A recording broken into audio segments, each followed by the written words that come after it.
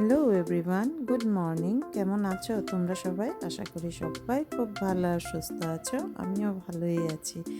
তো সকালে রোজকার ডিউটি, ছেলের টিফিন বানাচ্ছি। এখন 6:30 বাজে। তো ওর জন্য তো গোলা রুটি করছি। এটা হলো গুড় দিয়ে বানাচ্ছি, গুড় আর চিনি মিক্স করে, যেটাও খেতে ভীষণ ভালোবাসে। তো একটু সময় ভিজিয়ে রেখেছিলাম, তো এখন সেটা গোলা রুটি করে দেব। সাথে কিছু ড্রাই ফ্রুটস, একটু মিষ্টিও দিয়ে দিব। আরেক সাইডে আমাদের গ্রিন টিও বসিয়ে দিয়েছি।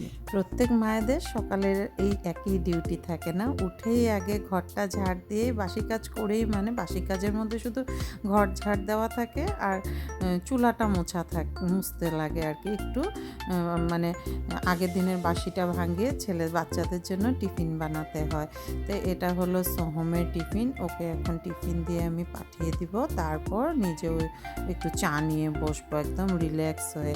তারপর ওই তো বড় ছেলেও ফোন করে, সেই আশাতেই থাকে। কিন্তু আজকে ওকে স্কুল পাঠিয়ে আমাকে একটা হেয়ার স্টাইল করতে হয়েছে। ও আমাদের বাড়িতেই থাকে আর আমার বাড়ির সবাই আমার কাছে এসে মেকআপ করে যায়, কারণ ও যাবে ওর মানে ভাইয়ের বিয়ে, তো মেয়ের আশীর্বাদ করতে যাবে আর কি, ভাইয়ের বউয়ের আশীর্বাদ করতে যাবে। তাই হালকা একটু মেকআপ করেছে আর একদম সিম্পল হেয়ার স্টাইল বলেছে কাকিমণি, ক্রিম্পিংও করবে না, চুলে স্প্রে দিবে না, একদম হালকা করে তুমি একটা আমাকে হেয়ার স্টাইল করে দিও।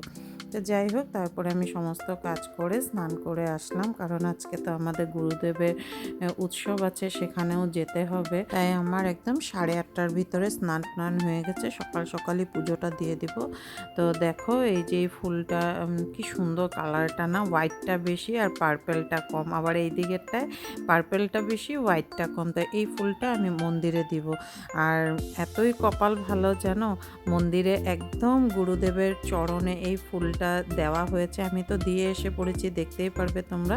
তা আমি এখানে সাইডে না স্ক্রিনে তোমাদেরকে ফটোটা দিয়ে দিচ্ছি, তোমরা দেখে নিও। তো এতই আমার কপালটা ভালো যে একদম গুরুদেবের চরণে মানে ফুলটা দিয়েছে। তো আমি স্নান করে পুজো দিয়ে তো মন্দিরে যাচ্ছি। এর তো দেখো ফুল, তারপর প্রদীপ নিয়ে যাচ্ছি, ওখানে জ্বালাবো। আর লাস্ট ইয়ারও এরকমই হয়েছিল। আমি একদম সব থেকে বড় যেই মানে ফুলটা ছিল না, সেটা ইয়েলো কালার ডালিয়া ছিল আর কি, আর অনেক গ্যান্দা নিয়ে গেছিলাম, গ্যান্দা ফুলও নিয়ে গেছিলাম, বড় বড় গ্যান্দাও ফুটেছিল।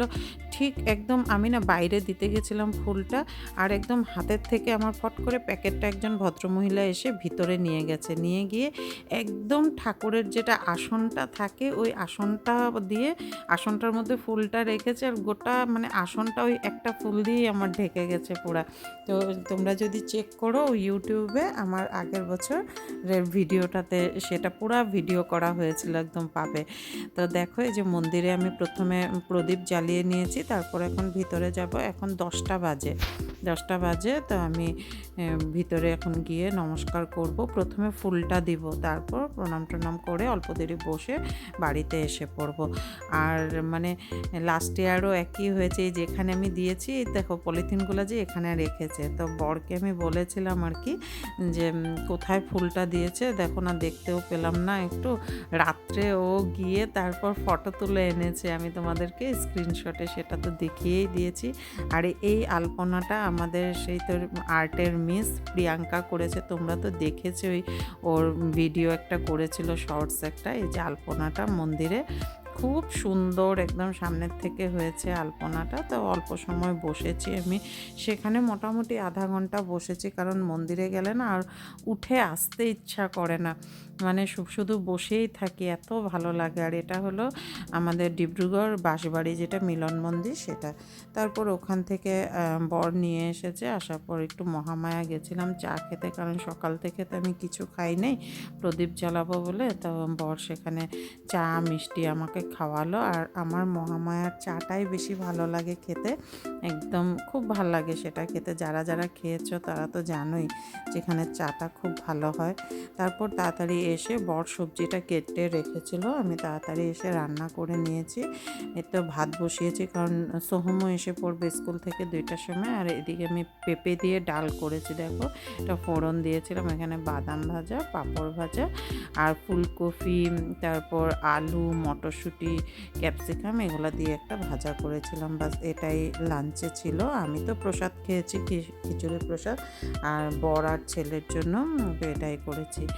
আর দেখো এই যে সন্ধ্যাবেলা গেছি, সন্ধ্যা মানে কি, আমি তো 8টার সময় যাই প্রতি বছরই, এরকম সকালবেলা একবার যাই, প্রদীপ জ্বালিয়ে আসি, তারপর রাত্রে আবার 8টার সময় যাই, একবারে পাঁচালি শেষ করে তারপর আসি। আর সোহমকেও নিয়ে গেছি।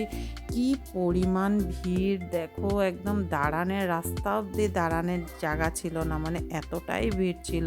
তা আমি তো সেখানে বসেছি। আর সব থেকে মানে আরও বেশি ভালো লেগেছে যে অনেকে এখানে আমাকে দেখে বলছে, দিদি তোমার ভিডিও দেখি খুব ভালো লাগে, যেন আমি তো চিনি না, কিন্তু যতই বলো এই ফিলিংসটা আলাদাই। তো আবারও বলছি, তোমরা যে আমাকে যেখানে দেখবে চিনতে পারবে, আমার সাথে ডেকে কথা বলবে।